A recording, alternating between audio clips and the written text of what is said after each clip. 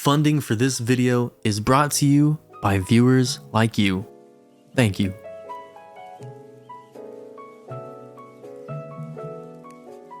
With over 1,000 monsters to choose from in D&D, it can be hard to know which ones to use, and even harder to know how to play them.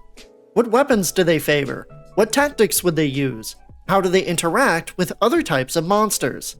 These are all questions that can come up to DMs that are looking to make their combats more enticing for their players. It's certainly one that I struggled with. That's why I'm back today with another monster breakdown for D&D.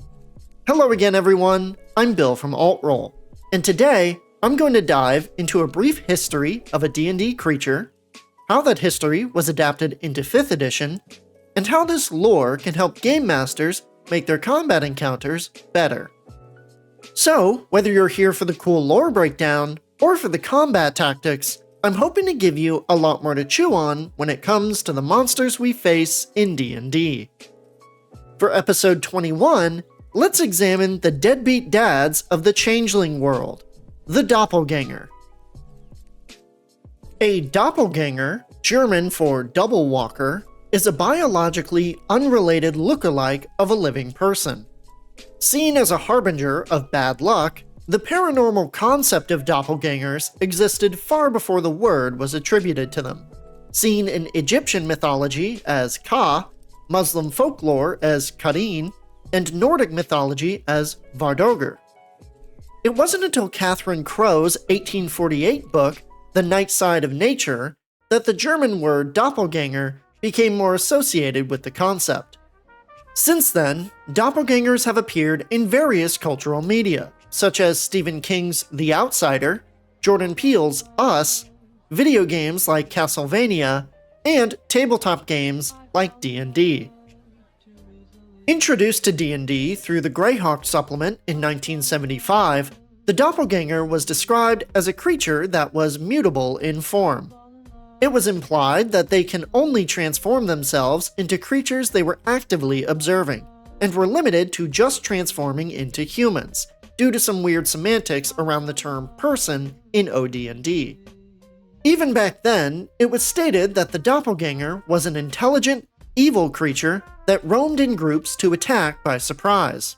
One doppelganger would ambush a lone character, replace them, then use deception to lead the rest of the party towards a larger ambush, where up to a dozen other doppelgangers would wait to strike and take over the rest of the party's form.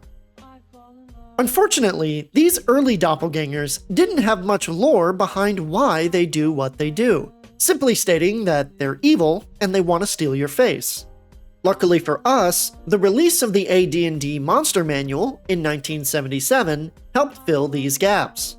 Doppelgangers were clarified to be able to transform into humanoid creatures between 4 and 8 feet tall, which is great news for halflings, gnomes, and dwarves. It also added that they were very skilled at disposing of bodies, and even gained the abilities to imitate people and read minds through extrasensory perception, known as ESP. It's not until Fraser Sherman's article, The Psychology of the Doppelganger, released in Dragon number 80 in 1983, that we get a better understanding of what doppelgangers actually are. According to this article, doppelgangers are humans who were magically corrupted, with a slightly morphed mind and no reproductive organs. Their natural form has gray, leather-like skin that hardens to stone after they die, and blood-red eyes that pierce the soul. Most interesting of all, this article states that a captured doppelganger says that they believe the gods bless them to be the ultimate life form, and that other humanoids are but cattle for them to kill and replace whenever they want. Later editions continued to include the doppelganger, expanding on their lore and abilities with each iteration. Second edition added that doppelgangers are often employed as spies, thieves, or assassins, though they would prefer to just take the visage of a noble and relax in the lap of luxury. They continued to travel in packs as well, with each group of 3 to 12 organized as a tribe that works together to run jobs. The Monstrous Compendium Annual Volume 2, released in 1995, also added the Greater Doppelganger, cousins to regular doppelgangers that are smarter, stronger, and can mimic other creatures with 100% accuracy. This is largely due to the fact that they absorb the knowledge and memories of any person whose brain they eat, blending into their new body and environment with ease. 3rd edition changed up their look to be more alien-like, but most of their lore remained the same.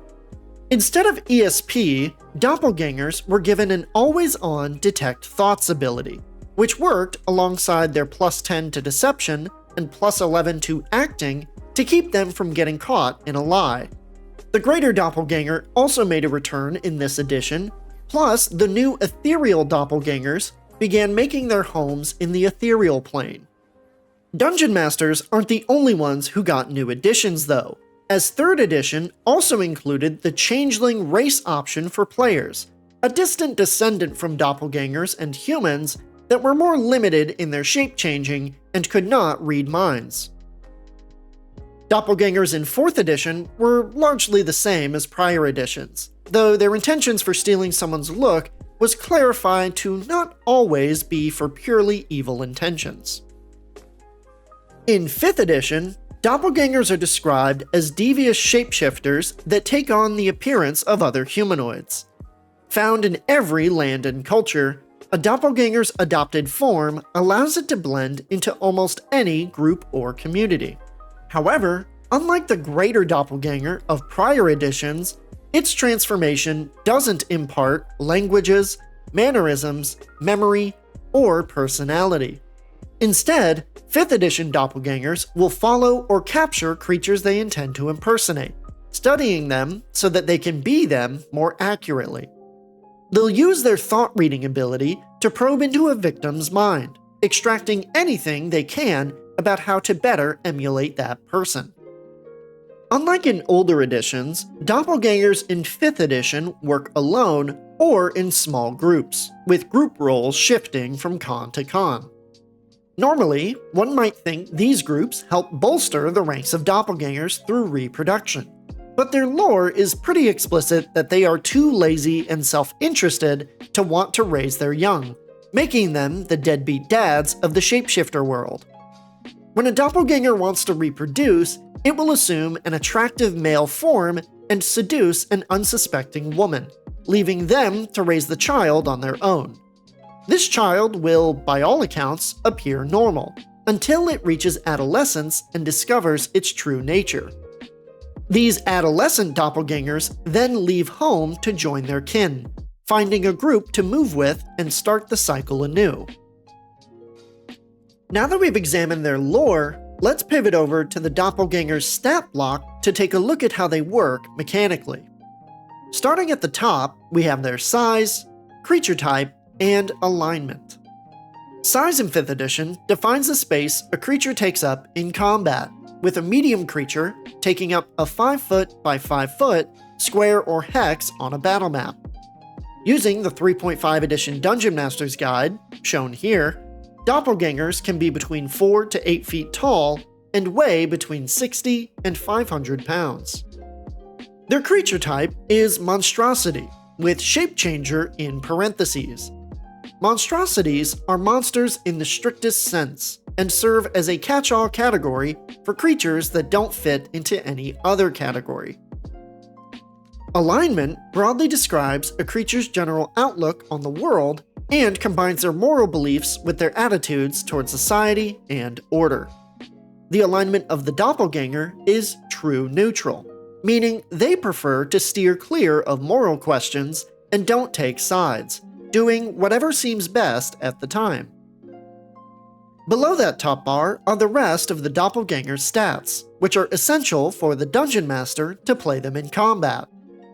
The doppelganger has an armor class of 14, 8d8 plus 16 hit points, or 52 on average, and a movement speed of 30 feet.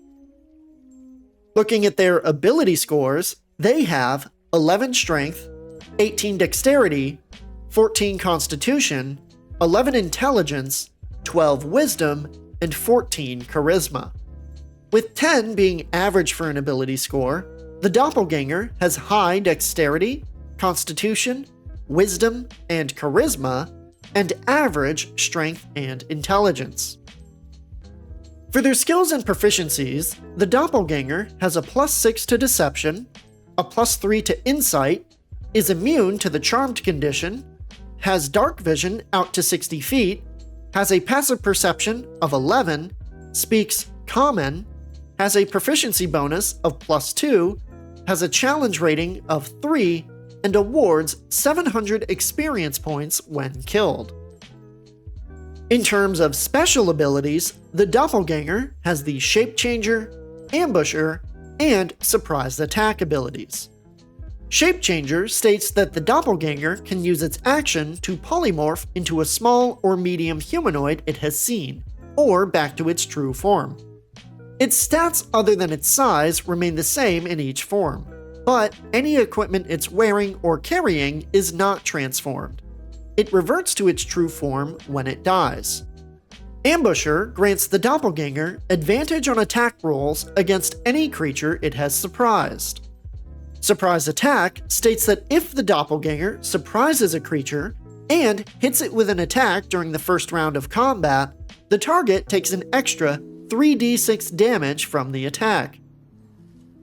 For offensive actions, the Doppelganger has a Slam Attack, a Read Thoughts ability, and the multi-attack feature, which allows it to make 2 slam attacks per attack action. The Slam Attack has a +6 to hit, a reach of 5 feet, and deals 1d6 +4 bludgeoning damage on a hit. The Read Thoughts ability states that the Doppelganger magically reads the surface thoughts of one creature within 60 feet. This effect can penetrate barriers, but 3 feet of wood or dirt, 2 feet of stone, 2 inches of metal, or a thin sheet of lead blocks it. While the target is in range, the Doppelganger can continue reading its thoughts, as long as the Doppelganger's concentration is not broken, as if concentrating on a spell. While reading the target's mind, the Doppelganger has advantage on insight, deception, intimidation, and persuasion checks on the target. Lastly, we have their environment tags. When using digital resources, we can see that Doppelgangers are commonly found in urban areas as well as the Underdark. Now that we've gone through and sorted out their stat block, we can begin to relate the Doppelganger's lore and abilities to how we should be using them in combat encounters. Specifically, we're going to look at how they behave, how they would approach a combat situation, and how to get into the mind of a Doppelganger if you want to fight effectively as one. How do we do this? Well, we'll need to take the lore and stat block of the Doppelganger and compare that with how that information is intended, referencing tactics and interpretations from The Monsters Know What They're Doing by Keith Amon. Let's start by going through Amon's key assumptions one by one and relating them to the Doppelganger as we go. The first of Amon's assumptions is that most creatures want to survive, and if seriously wounded, will try to flee combat. Exceptions to this rule are fanatics or intelligent beings who believe they'll be hunted down and killed if they do flee. Seriously wounded can be subjective, but we can assume that threshold to roughly be 1/3 of the creature's health. With an average of 52 hit points, 1/3 of that would be rounded to 17. Given that the Doppelganger is more swindler than swordsman, if a Doppelganger were reduced to 17 hit points or fewer, we can presume that it would begin to flee combat. Next up, let's look at how their alignment can impact their thinking. On the scale of good to evil, good creatures tend to be friendly to others, whereas evil creatures are hostile to others. On the scale of lawful to chaotic, lawful monsters may try to capture or non-lethally subdue others, whereas chaotic monsters would just kill them. Since Doppelgangers are true neutral, we know that their behavior is going to be highly situational. They will remain relatively apathetic in most situations, and can be more hostile or passive depending on what's called for. Continuing with their mindset, let's dive into some of their mental ability scores. Doppelgangers have an intelligence score of 11. With regards to creatures that have an intelligence score of 8 to 11, Amon states, "A creature with intelligence of 8 to 11 is unsophisticated in its tactics and largely lacking in strategy, but it can tell when things are going wrong and adjust to some degree." While 11 is on the higher end of this spectrum, I think Amon's general guidelines fail the Doppelganger here. Everything about their lore shows that they are intelligent and cunning ambushers, using shapeshifting and deception to lure adventurers into ambushes. That being said, they don't really have any other tools in their arsenal that allow them to use tactics other than ambushes, falling back on a basic slam attack if their initial ambush doesn't kill their target. Doppelgangers also have a wisdom score of 12. With regards to creatures that have a wisdom score of 12 or 13, Amon states, "A creature with wisdom of 12 or higher will choose targets carefully, and may even refrain from combat in favor of parley if it recognizes that it's outmatched." Doppelgangers will stalk their targets, reading their movements and mannerisms to not only defeat them in combat, but become them once they are defeated. If caught in a lie or seen mid-shape change, they can always fall back on a cunning word with their +6 to deception to weasel their way out of trouble. Now that we've set up how they think, let's look at the Doppelganger's physical abilities that influence how they fight. Thinking like Amon, we can assume the following. Creatures with average strength will always try to compensate with numbers. If their numbers are reduced enough, they'll scatter. Creatures with high dexterity will prefer to attack with ranged weapons, and if it's intelligent, the creature may lay traps as well. Creatures with high constitution typically have a hit point advantage over their enemies, and because of that, they're less likely to hide in combat since they can soak up a couple attacks before going down. A creature with a feature that gives it advantage, or gives its enemy disadvantage, will always prefer to use that feature. To recap our earlier stat block examination, Doppelgangers have average strength and high dexterity and constitution. Their special abilities also grant them advantage and bonus damage when attacking surprised creatures. Comparing that examination to the assumptions we just put forward, we can safely assume that Doppelgangers prefer to attack from ambushes, gaining bonus damage and advantage when they do so. Their offensive actions emphasize melee combat, forcing them to rush in and burst enemies down with a surprise attack. Their offensive actions emphasize melee combat, forcing them to rush in and burst enemies down with a surprise attack. The last major premise from Amon is that in D&D 5th edition, unless otherwise specified, any creature gets their full movement, 1 action, 1 bonus action, and 1 reaction, just like any player character does. Amon posits that any creature that exists within the game world will have evolved in accordance with this rule, and it will seek to obtain the best possible result from the action economy of the game. This means they will combine whatever movement, actions, bonus actions, and reactions are available to them for the best possible outcome. While Doppelgangers do innately have multi-attack, the main way to maximize their action economy is through surprise attacks. These attacks trigger their ambusher and surprise attack traits, which, if successful, grant advantage on attack rolls as well as an extra 3d6 damage. Once an ambush does trigger, Doppelgangers will rush into melee to use their multiple slam attacks to burst enemies down in a flash. The downside of this strategy is that surprise only lasts for the first round of combat, so if a fight gets too drawn out, their effectiveness in combat will decrease significantly. So, with all of these assumptions laid out and applied to Doppelgangers, what do we now know about how to use them in combat? First, doppelgangers are shape-changing ambushers, adopting any form they need to achieve their goals. They prefer social stealth over traditional skullduggery, and will use false appearances to get close to their target before attacking unexpectedly to deal massive damage. Second, devious and cunning, doppelgangers in 5th edition are neutral, and may not attack the party if they don't represent a threat. This means that interactions between doppelgangers and players, whether genuine or through someone else's face, don't always result in initiative being rolled. Third, in combat, doppelgangers will ambush their foes, rushing into melee to use their advantage and bonus damage on top of their multi-attack to end a fight before it begins. Should the ambush fail to kill all the targets, however, doppelgangers begin to falter, being forced to either continue bludgeoning their targets to death in a slugfest or retreat from combat entirely. Fourth, if reduced to 17 hit points or fewer, reduced to half their starting number, or if their leader is killed, a doppelganger or group of doppelgangers will begin to flee combat.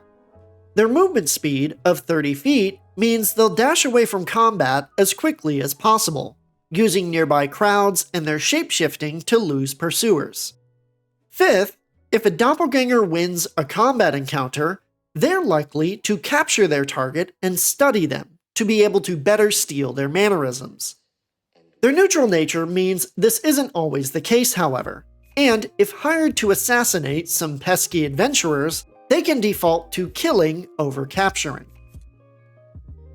With that, we come to the end of today's video on the doppelganger. A duplicitous deceiver, a doppelganger's presence in a campaign may not represent an overt threat through combat, but the mere presence of one can fill a party with paranoia. Who's to say your barbarian wasn't killed and replaced during your last long rest, after all? They have been acting strange lately. Actually, so has the wizard. And the ranger, too. Maybe they were all replaced. Maybe you were replaced. Despite their effectiveness in the paranoia department, doppelgangers are rather simple mechanically, which can leave some with the impression that once initiative is rolled, they lose a lot of their luster. However, what I want to know is, what do you think of the doppelganger? Do you like having them usurp NPCs in your game, hoping your players don't notice their behavior changes? Or do you think they're not mechanically interesting enough to be worth adding as an enemy? You can let me know down in the comments, or you can discuss it on the Altroll Discord using the link in the description. If you want to support Altroll, you can visit our Ko-fi link in the description to leave a one-time or recurring donation.